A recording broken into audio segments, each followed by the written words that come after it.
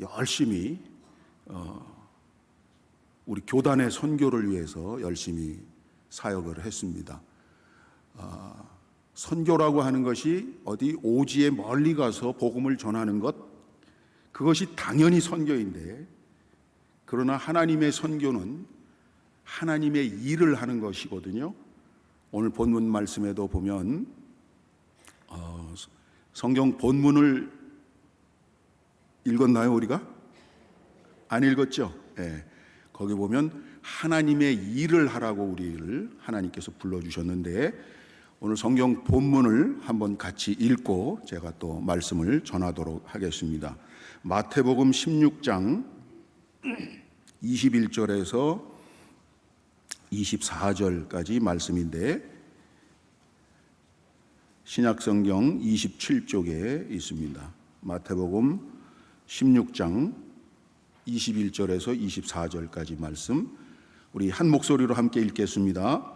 이때로부터 예수 그리스도께서 자기가 예루살렘에 올라가 장로들과 대제사장들과 서기관들에게 많은 고난을 받고 죽임을 당하고 제3일에 살아나야 할 것을 제자들에게 비로소 나타내시니, 베드로가 예수를 붙들고 항변하여 이르되 주여 그리 마옵소서, 이 일이 결코 주께 미치지 아니하리이다. 예수께서 돌이키시며 베드로에게 이르시되 사탄아 내 뒤로 물러가라, 너는 나를 넘어지게 하는 자로다. 네가 하나님의 일을 생각하지 아니하고 도리어 사람의 일을 생각하는도다 하시고, 이에 예수께서 제자들에게 이르시되 누구든지 나를 따라오려거든 자기를 부인하고 자기 십자가를 지고 나를 따를 것이니라. 아멘. 하나님의 일을 하라고 결론부터 먼저 말씀드리고 말씀을 드리겠습니다. 우리를 사람의 일 하라고 부르신 게 아니고 하나님의 일을 하라고 부르신 거다. 그러면 그 하나님의 일은 무엇이냐 하는 것을 제가 오늘 설명을 드리려고 하는 것입니다. 오늘 이 본문 말씀은 어떻게 시작하느냐 하면 21절에 이렇게 시작합니다. 이때로부터, 이때. 여러분, 예수님께서 이 땅에 오실 때도 때가 참에 오셨다고 그렇게 성경에 기록되어 있습니다. 아무 때나 그냥 심심하면 그냥 오신 게 아니고 때가 참에. 여러분, 성경은 때에 대한 교훈이 대단히 많습니다. 전도서 3장에 보면 날 때가 있고 죽을 때가 있고, 버릴 때가 있으면 찾을 때가 있고, 울 때가 있으면 웃을 때가 있고, 기뻐할 때가 있으면 슬퍼할 때가 있고, 모든 세상 만사에 다 때가 있다, 기한이 있다, 어떤 목적이 이루어질 때가 있다 하는 것입니다. 그래서 때가 굉장히 중요합니다. 그런데 우리 사람은 때에 대해서 분별하는 능력이 굉장히 떨어집니다. 그래서 조급합니다. 대부분 보면 조급해요. 조급하든지 게으르든지, 인간은 이 타락한 본성을 가지고 있어가지고 자꾸 하나님의 생각보다도 자기를 먼저 생각하니까. 그래서 그 때에 대해서 잘 분별하는 것이 지혜인데, 그 때를 분별하는 것은 바로 하나님 앞에 겸손히 무릎 꿇을 때, 그리고 그분 앞에 순수한 귀를 열어서 듣고자 할 때 하나님께서 때에 대한 분별력을 주신다. 그러니 하나님 앞에 겸손하게 기도하고 하나님을 경외하라 하는 것이 전도서의 중요한 교훈입니다. 그런데 이 때라고 하는 것에는 크게 두 가지 말이 있어요. 첫째는 크로노스라는 말입니다. 한번 따라해 보시겠어요? 크로노스. 이게 헬라어로 무슨 뜻이냐면 똑같이 때로 혹은 시간으로 번역을 하는 것인데, 그냥 지나가는 시간입니다. 오늘 2022년 7월 2일 몇 시, 내일은 7월 3일, 그 다음 날은 7월 4일, 가만히 있어도 그냥 흘러가는 시간, 계속 있어도 흘러가는 시간을 크로노스, 자연적인 시간을 크로노스라고 부릅니다. 또 한 가지 때가 있는데, 카이로스라는 말입니다. 여러분 한번 따라해 보시겠어요? 카이로스. 이것도 똑같이 시간인데 의미가 달라요. 예수님이 때가 참에 오셨다 할 때 거기서 말하는 때는 카이로스가 됐다, 그런 뜻이에요. 하나님이 정하시는 때입니다. 모든 때를 하나님이 결정하시지만 특별한 어떤 사건이 일어나는 일, 역사적인 사건이 일어나는 일. 여러분, 예수님이 이 땅에 때가 참에 오셨을 때 그 예수님을 중심으로 인류의 역사는 BC, AD로 나눠집니다. 여러분, 서기이잖아요. 서기 2022년이잖아요. 서기라는 말이 AD입니다. AD라는 말은 또 라틴어의 첫자를 딴 거예요. 아노 도미네라는 뜻입니다. 그러면 BC는 뭡니까? Before Christ예요. 주전, 주후, 그렇게 우리는 얘기하죠. 그거는 서양의 기록대로 지금 세계 연도가 2022년이 됐다. 예수님을 중심으로 해서 예수님이 오시기 전 Before Christ, BC이고, 그 다음에 예수님이 오신 이후에는 AD입니다. After Christ예요, 영어로 말하면. 근데 이제 그 말이 결정될 때, 그 말을 할 때 제일 권위 있게 그 말을 사용했던 사람이 라틴어를 쓰는 사람이었기 때문에 AD로 정해진 겁니다. 영어로 하면 Before Christ, After Christ예요. 예수님이 중심이 된 겁니다. 인류 역사에. 예수님이 오시기 전과 예수님이 오신 후. 그러면 여기서도 말하는 때가 이때로부터 했는데 이 때가 있는 것입니다. 여러분, 성경을 읽을 때 어떤 말씀 한 말씀이 우리에게 은혜를 주기도 하고 도전을 주기도 하지만 성경에는 맥락이 있습니다. 컨텍스트가 있다 이거예요. 스토리가 있다는 얘기입니다. 예수님이 어떨 때 이 말씀을 하셨는가가 굉장히 중요하죠. 그러니까 아무 때나 이 말씀하신 게 아니고, 그래서 성경을 읽을 때 맥락을 읽는 것도 대단히 중요합니다. 한 절 읽고 외워서 그것이 은혜가 되고 능력이 되기도 하지만 성경에는 이런 스토리가 있다 이거예요. 예수님께서 이 말씀을 하실 때는 그 전에 있는 말씀을 쭉 읽어봐야 예수님이 이런 상황 때 이 말씀을 하셨구나 하는 것이 깨달아지기 때문에 신앙이 좀 더 깊어지고 하나님의 말씀을 더 잘 이해하는 데 굉장히 도움이 되는 거죠. 그렇게 읽을 때.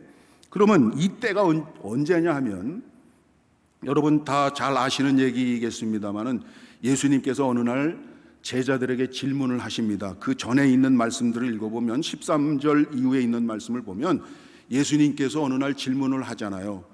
사람들이 나를 누구라고 그러느냐? 세상 사람들이 예수님을 가리켜서 뭐라고 하느냐라고 물었어요. 그때 대답을 하기를 어떤 사람은 예수님이 엘리야가 다시 살아왔다고도 합니다. 여러분, 이스라엘 사람들에게는 민속 신앙 비슷하게 엘리야가 자기들 조상 중에 그 능력자였던 하나님의 종 엘리야가 언젠간 다시 오신다, 그런 민속 신앙 같은 그런 게 있었어요. 그런 사상이 있었어요. 그러니까 그 엘리야가 다시 살아왔다고도 합니다. 어떤 사람은 예레미야가 다시 왔다고 합니다. 어떤 사람은 세례 요한이 또 왔다고 그러기도 합니다. 예수님에 대해서 다양한 대답이 있었어요. 성경에는 이렇게만 기록이 되어 있지만은 사실 예수님께서 가시는 곳마다 기사와 이적을 일으키시고 그분이 하시는 말씀이 어떨 때는 이해가 가는데 어떨 때는 이해가 안 가는 깊이 있는 말씀을 하시니까 사람들이 잘 못 알아들어요. 그러면서 다른 대답도 많이 있었을 거예요. 예수님이 막 기적을 일으키실 때 예수님이 기적 일으킨 게 한두 가지가 아니잖아요. 그런 것을 보고 저 예수가 뭐 귀신의 앞제비야, 저 사람이 마술사인가 봐, 뭐 이런 얘기도 있었지 않겠어요?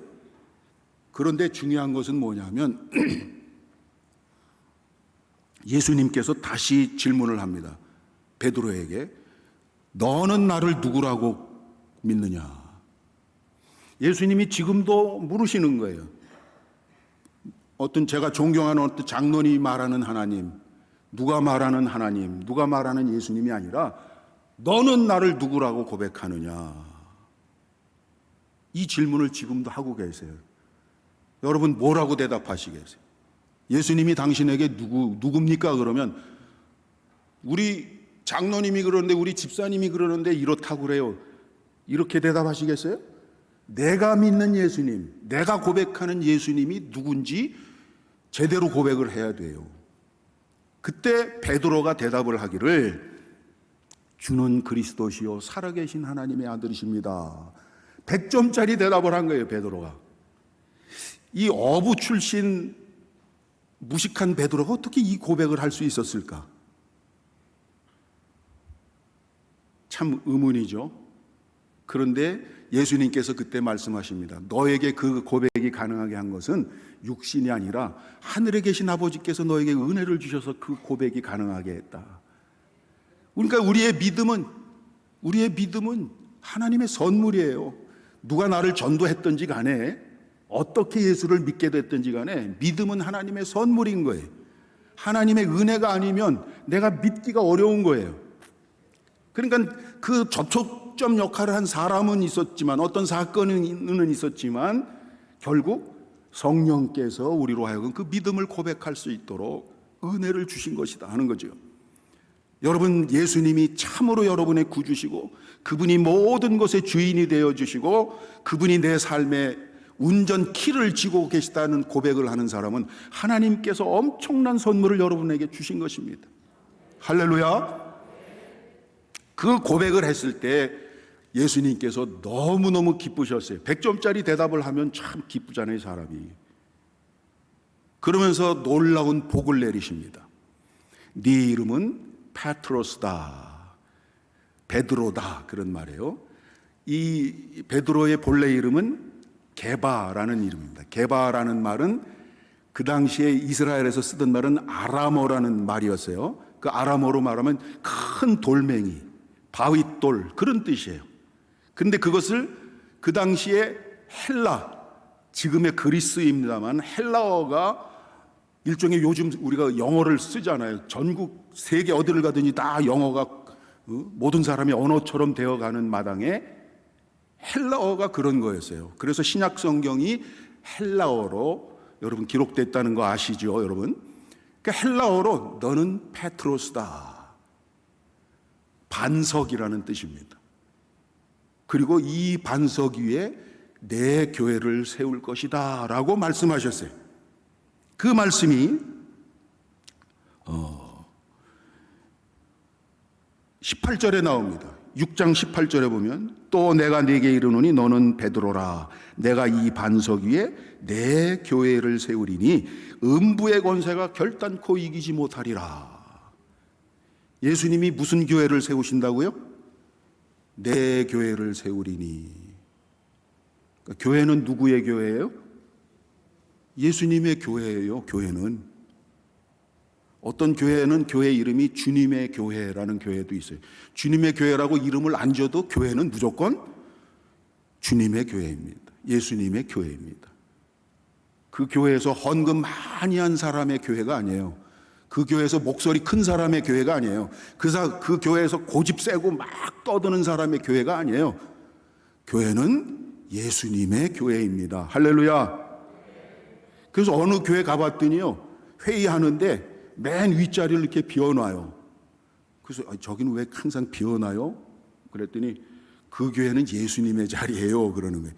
예수님이 와 계시진 않지만 성령께서 와 계시고 예수님이 항상 그 교회의 주인이 되신다.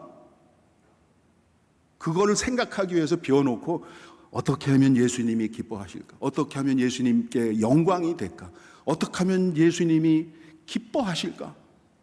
이런 마음을 가지고 회의도 하고 일을 결정한다고 하는, 그 참 의미가 있다, 이렇게 생각한 적이 있었는데, 예수님께서 내 교회를 세운다.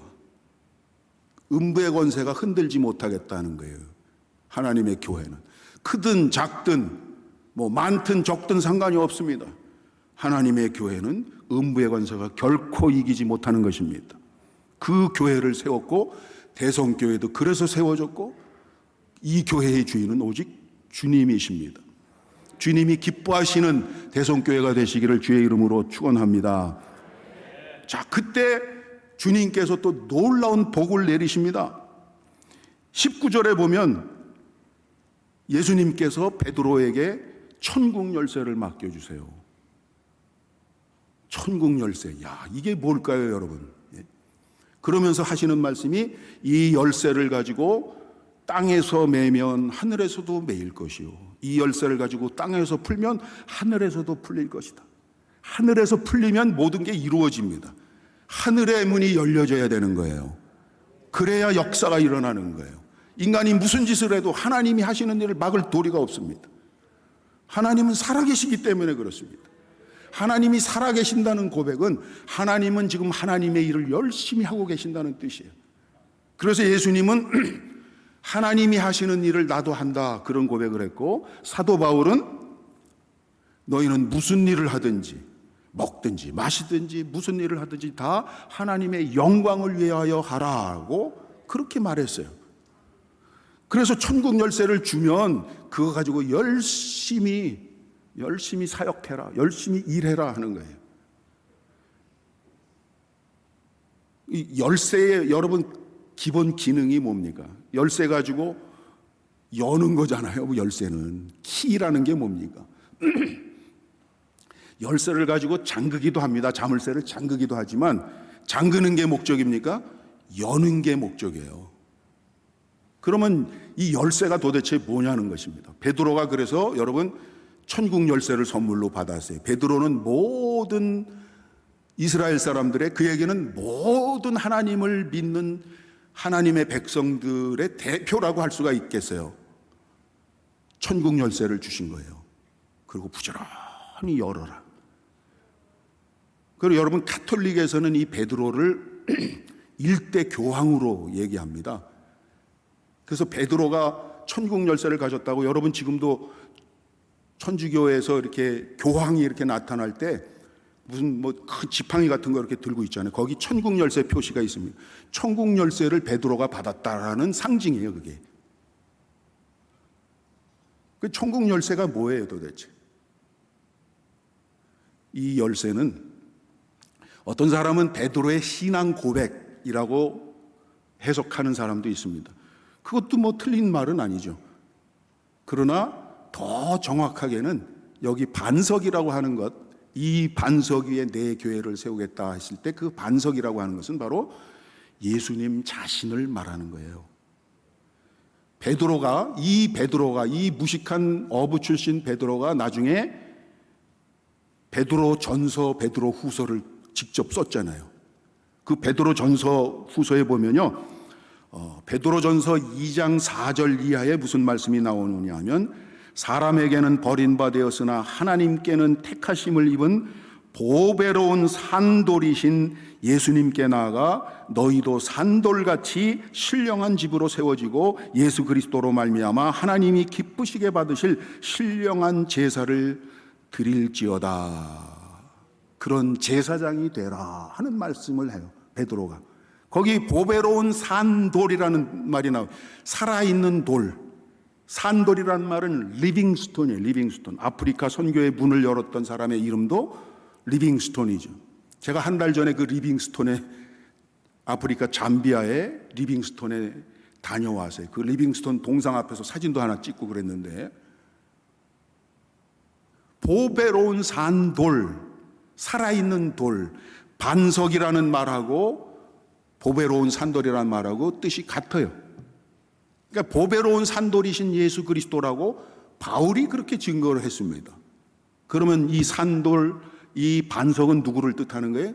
예수님을 뜻하는 거예요. 그래서 이 반석 위에 내 교회를 세우리니, 그 반석 위에, 그 예수님 위에 베드로의 이 신앙 고백은 마치 기둥과도 같이 주는 그리스도시요 살아계신 하나님의 아들이십니다. 이 위대한 고백이 교회를 세우고 교회가 있게 하고 교회가 성장하게 하고 땅끝까지 이르러 복음이 증거되게 하는 그런 원리다 하는 것입니다. 자, 이 반석 위에 내 교회를 세우겠다고 하신 예수님께서 놀라운 은혜를 주십니다. 그러니까 여러분, 위대한 신앙 고백이 있었죠. 그리고 예수님의 놀라운 축복이 있었습니다. 여러분도 예수님이 구주이신 거 여러분 분명히 믿으시죠?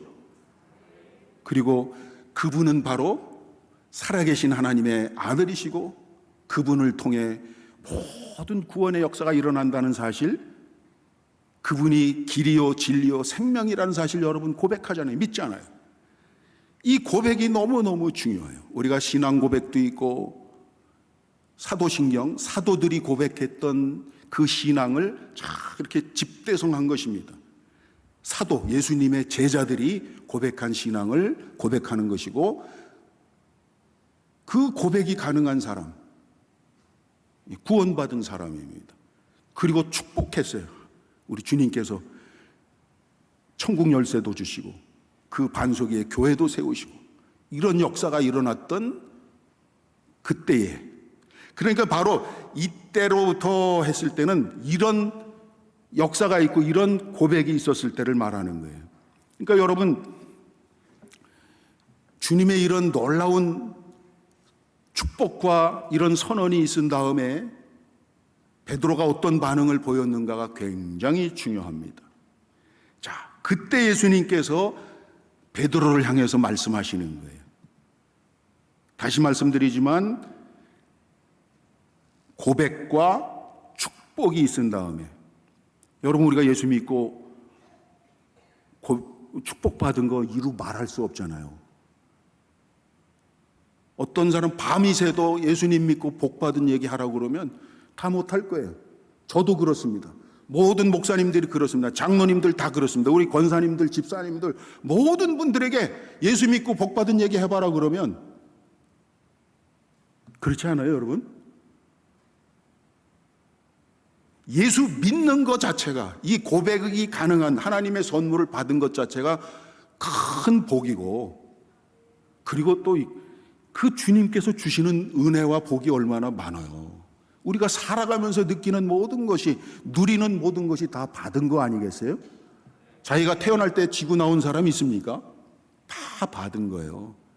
그러니까 하나님이 주시는 것은 다 좋은 것인데, 그러니까 감사함으로 받아야 되는데, 여러분, 하나님이 주시는 것이 좋지만 정말 좋은 건 누구예요? 정말 좋은 건 그거를 주시는 분이 좋은 거예요. 할렐루야. 제가 이것을요, 손자를 보면서 느꼈어요. 저희는 빌라에 사는데 저는 1층에 살고 우리 큰딸아이가 지하에 살아요. 네, 손자가 2명이 있습니다.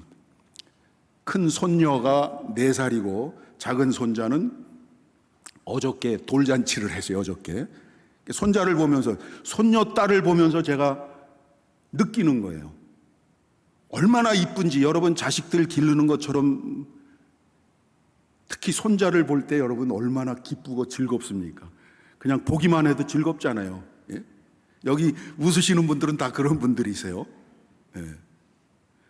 그래서 이상하죠? 제가 어디 멀리 갔다 오면 우리 손녀딸한테 줄 선물이 뭐가 있을까? 그거를 봐요. 옛날에 보지도 않던 건데 장난감이든 뭐든 그게 보여요. 그러면 사다 주기도 하고, 그러면 막 좋아, 그러면 기쁘고 좋잖아요.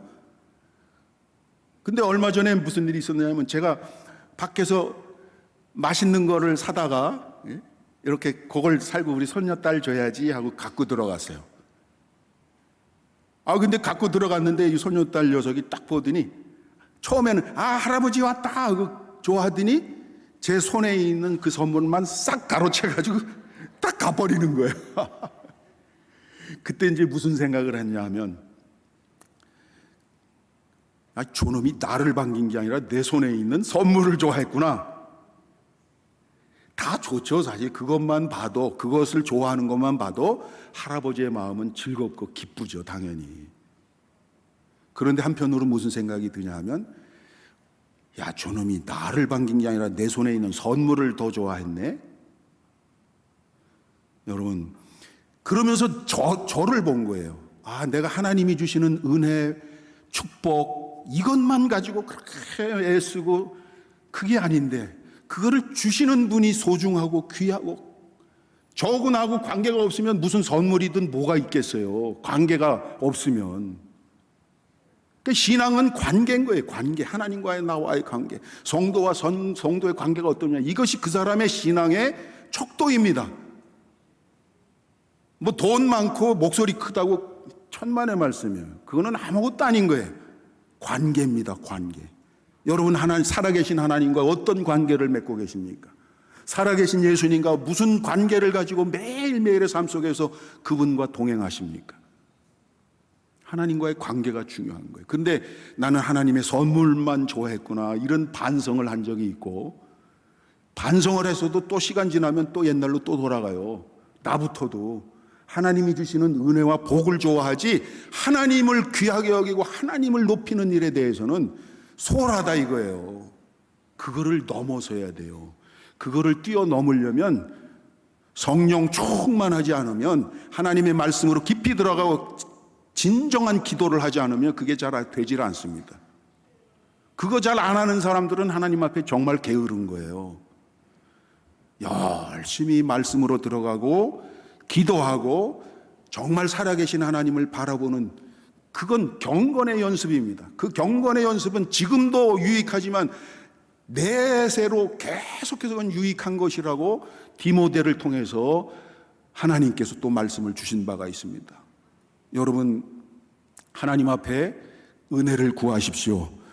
그러나 그 은혜는 무슨 은혜입니까? 하나님이 주시는 축복도 좋지만 하나님, 그거를 주시는 분을 소중히 여기고 그분께 영광을 돌리는 마음이에요.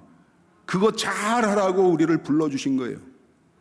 자, 이런 관계 속에서 주님께서 베드로에게 말씀하시는데 21절에 보면 그렇게 말씀합니다. 내가 예루살렘에 올라가 장로들과 대제사장들과 서기관들에게 많은 고난을 받고 죽임을 당하고 제3일에 살아나야 할 것을 제자들에게 비로소 나타내시니 그랬어요.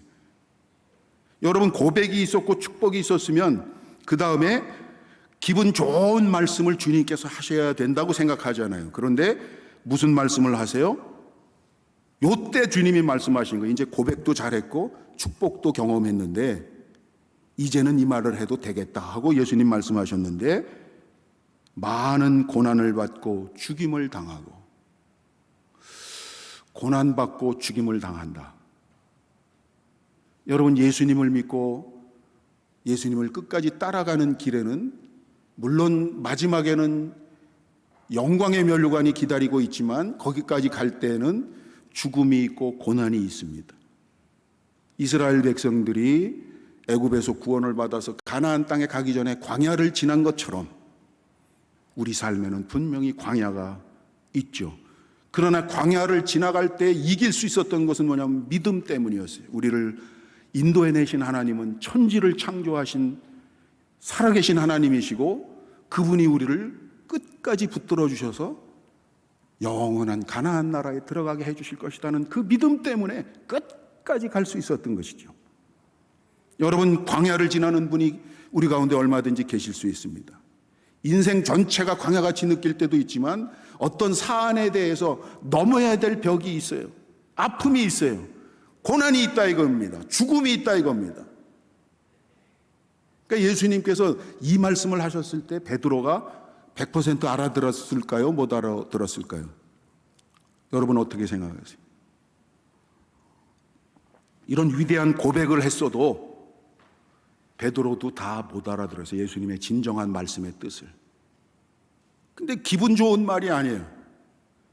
여러분 예수 잘 믿으면 고난도 받을 겁니다. 죽을 겁니다. 그 말을 누가 기분 좋게 들을 사람이 얼마나 있겠어요? 여러분, 예수님께서는 우리를 기분 좋으라고 말씀하시지 않았어요. 우리를 살리려고 말씀하셨어요. 살리려고. 죽음에서 생명으로, 어둠에서 빛으로 살려주시려고 하신 말씀이 주님의 말씀이에요. 그래서 주님의 말씀이 진리인 거예요. 그래서 주님의 말씀이 길인 것입니다. 그분을 말미암지 않고는 아버지께로 갈 자가 없다고 주님께서 스스로 그렇게 말씀하셨어요. 그래서 저는 처음에 이 말, 믿음 없을 때 이 말을 들었을 때는 야, 예수님은 굉장히 교만하네. 자기가 진리고 자기가 길이라니. 그리고 자기를 통하지 않고는 하나님 아버지께 갈 자가 없다고 말하는 사람이 세상에 교주 아니면 누가 그런 말을 하겠어요, 이 세상에. 그런데 성령께서 어떤 은혜를 주셔요? 그분이 진정 살아계신 하나님의 아들이다. 그분이 온 세계를 만드실 때 주님과 같이 계셨고 말씀이 육신이 되어 우리 가운데 오신 분이시다, 이 사실을 믿게 된 거예요. 이 믿음이 내가 잘나서 공부 많이 해서 된 게 아니에요. 하나님이 주신 은혜고 선물이다 이거예요. 그 고백이 있었을 때 이제는 예수님께서 고난과 죽음을 말씀하셔요. 기분 좋으라고 말씀하신 게 아니에요. 살리려고, 살려서 하나님의 일을 할 수 있는 사람으로 만들어 주시려고 그렇게 하신 거예요. 그렇게 말씀하셨을 때 베드로의 반응이 어떻습니까? 22절에 나옵니다. 예수를 붙들고 항변하여 이르되 주여 그리 마옵소서, 이 일이 결코 주께 미치지 아니하리이다. 이 얘기는 무슨 뜻이에요? 베드로가 예수님을 정말로 사랑했습니다. 저는 그걸 믿어요. 베드로가 예수님을 사랑했어요. 존경했습니다. 그런데 기대가 달랐어요. 예수님이 왕이 되길 바랬어요. 정치적인 왕이 되면 로마의 압제로부터도 해방도 받고, 그리고 그분이 왕이 되면 옆에 열심히 따라다니던 베드로나 야고보나 요한이나 이런 사람들, 네가 좌의정하고 너는 우의정해라, 너는 무슨 장관하고 너는 무슨 장관해라, 그거 가지고 자기들끼리 싸운 적도 있었어요. 여러분 복음서 읽어보면. 그럴 때 예수님은 야 이놈들아, 쓸데없는 짓들 하지 말아라. 그러면서 어린아이 하나 데리고 와서 이 어린아이처럼 순수한 사람이 천국의 주인이다, 이 사람들이 주인공이야 이놈들아, 그렇게 하신 말씀도 있어요. 그러면서 항변하면서 예수님 그러지 마시라고, 제가 지켜드리겠다고, 무슨 죽임을 당하고 고난을 받느냐고 자기 생각으로 자기 기준으로 예수님을 제가 지켜드리겠다고 그랬어요. 베드로가 의리의 사나이 베드로가 얼마든지 그럴 수 있지요. 그런데 예수님은 이런 베드로를 향해서 23절에 뭐라 그래요? 사탄아 물러가라. 졸지에 축복받고 고백하고 은혜 받은 베드로가 사탄이 돼버렸어요. 그러니까 여러분, 예수 잘 믿고 고백도 잘하고 축복도 받았는데 자칫 잘못하면 사탄도 되고 제자도 될 수 있습니다. 이 베드로는 결국 제자의 길을 가서 위대한 제자가 됐습니다마는, 유다 같은 사람은 사탄의 앞제비 노릇을 끝까지 하다가 비참하게 죽고 말았죠. 자, 그게 왜 그렇습니까? 23절을 한번 여러분 다시 한번 보시겠어요? 23절 성경 다시 한번 봅시다. 예수께서 돌이키시며 베드로에게 이르시되 사탄아 내 뒤로 물러가라, 너는 나를 넘어지게 하는 자로다. 네가 하나님의 일을 생각하지 아니하고 도리어 사람의 일을 생각하는도다. 하나님의 일을 생각지 않고 사람의 일만 생각했다, 그 얘기예요. 그러면 하나님의 일과 사람의 일이 따로 있을까요? 교회 안에서 하는 일은 다 하나님의 일이고 밖에서 하는 일은 다 그럼 사람의 일인가요? 천만의 말씀, 만만의 콩떡입니다. 왜? 하나님은 교회 안에서도 역사하시지만 온 세계를 다스리시고 주인으로 이끌어 가시는, 다스리시고 경영하시는 하나님이시란 말이에요. 하나님은 살아계신다라는 고백은 바로 그 믿음을 담아서 우리가 고백하는 거예요. 하나님은 하나님의 일을 하세요. 예수님은 하나님이 일하시니까 나도 일한다. 바울은 너희는 먹든지 마시든지 무슨 일을 하든지 다 하나님의 영광을 위하여 하라. 하나님께 영광 돌리고 하나님이 기뻐하시는 쪽, 하나님이 왕 되시고 예수님이 가장 높임을 받으시는 일, 이게 하나님의 일이에요. 무슨 일을 하든지 어떤 일을 하든지 그 목적을 가지고 하는 일은 하나님의 일인 거예요. 그런데 사람의 일은 뭐예요? 자기의 이득과 자기의 숨은 욕심을 은근히 하나님의 일을 빗대고 하면서 자기가 다 하나님이 차지할 영광을 자기가 도둑질하는 거예요. 성경에는 그런 사람들이 많이 나옵니다. 제 주변에도 그런 사람들 많이 있습니다. 그걸 가리켜서 예수님은 너는 하나님의 일 생각지 않고 사람의 일은 생각하는구나. 사람의 일만 생각하는, 자기 기준, 자기 고집, 자기 욕심에 근거해서 자기 이득을 구하려고 하나님의 일을 하는 사람이 세상에서 제일 불행한 사람입니다. 제가 볼 때. 그런 비유의 말씀이 마태복음 7장에 나옵니다. 예수님께서 어느 날 제자들이 예수님께 질문합니다.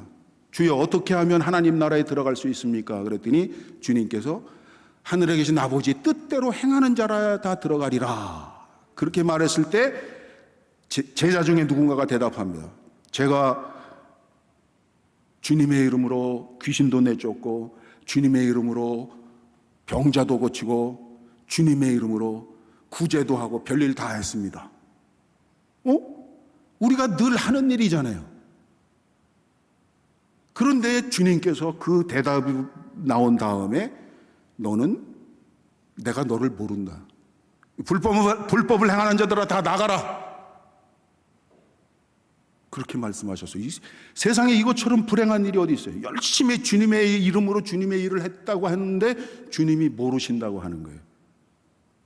왜 모르신다고 했을까요?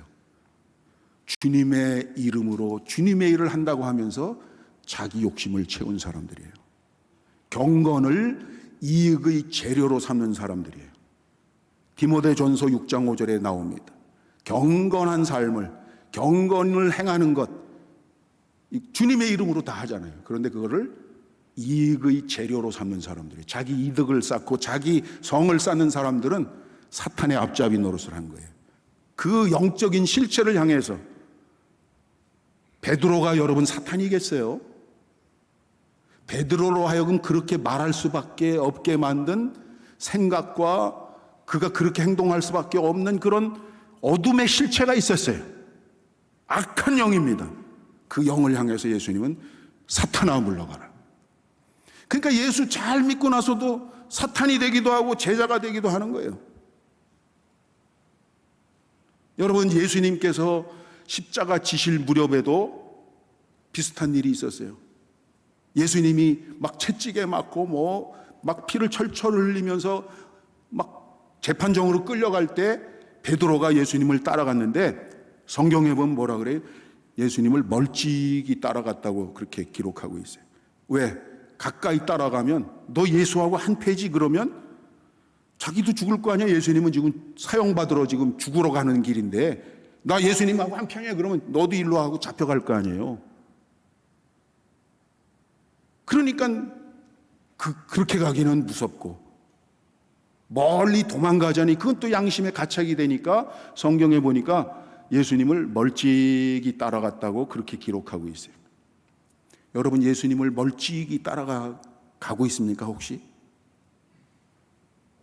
왜 이 말씀을 드리냐 하면 예수님께서 결론의 말씀으로 24절에 이렇게 말씀합니다. 여러분 같이 한번 24절 읽어보시겠습니다. 이에 예수께서 제자들에게 이르시되 누구든지 나를 따라오려거든 자기를 부인하고 자기 십자가를 지고 나를 따를 것이니라. 그러면 하나님의 일을 이루는 것은 결국 십자가를 통해서 이루어진다는 것입니다. 부활의 영광은 예수님이 죽으시고 고난당하시고 그 과정을 겪은 다음에 21절에도 말씀하죠. 제3일에 다시 살아나야 할 것도 같이 말씀하셨어요. 십자가를 지고 예수님을 따라가는 것입니다.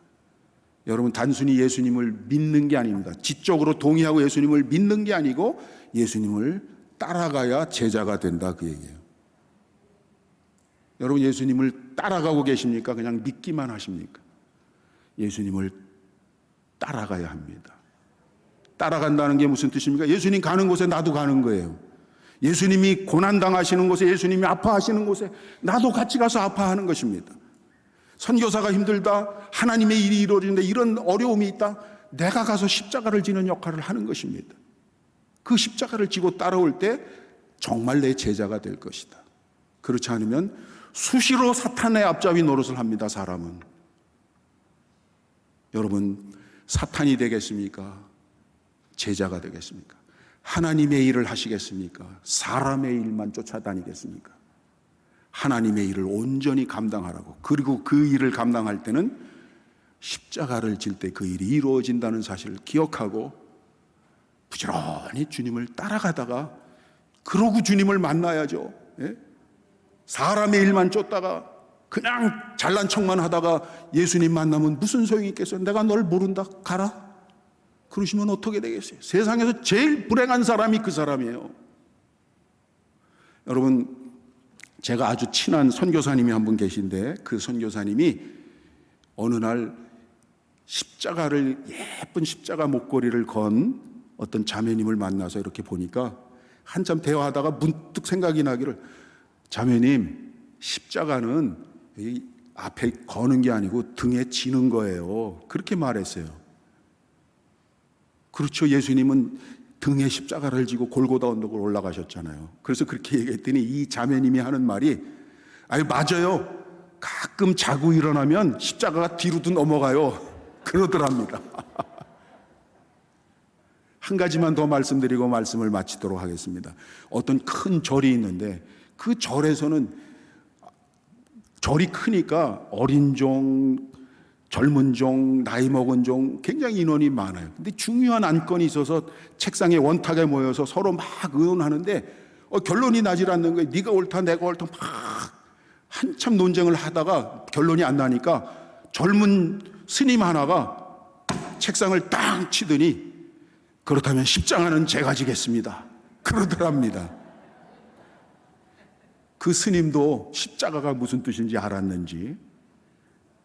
여러분, 제가 십자가를 이렇게 우스갯소리로 말씀드렸습니다만, 십자가는 바울이 평생토록, 바울은 박사학위도 몇 개고 교육을 얼마나 받았고 헬라 사람이고 대단한 권세를 가진 사람이지만 다 소용없고 내 자랑은 오직 십자가뿐이다, 이 고백을 했어요.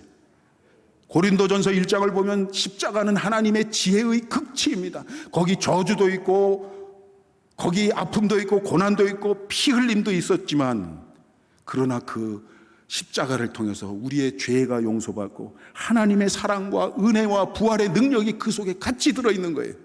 이거를 보고 바울은 십자가가 내 오직 자랑은 십자가라고 고백하고 십자가 지는 일을 끝까지 하다가 예수님처럼 그렇게 가다가 순교했습니다.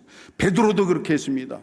야고보도 그렇게 했습니다. 모든 제자들이 그렇게 했고 그 제자들의 제자, 그 제자들의 제자, 그 후손들도 그 순교의 그 힘을 가지고 끝까지 그 길을 가서 복음이 저와 여러분에게까지 온 것입니다.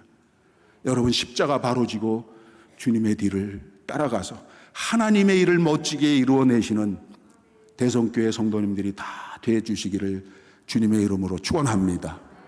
기도하겠습니다. 살아계신 하나님,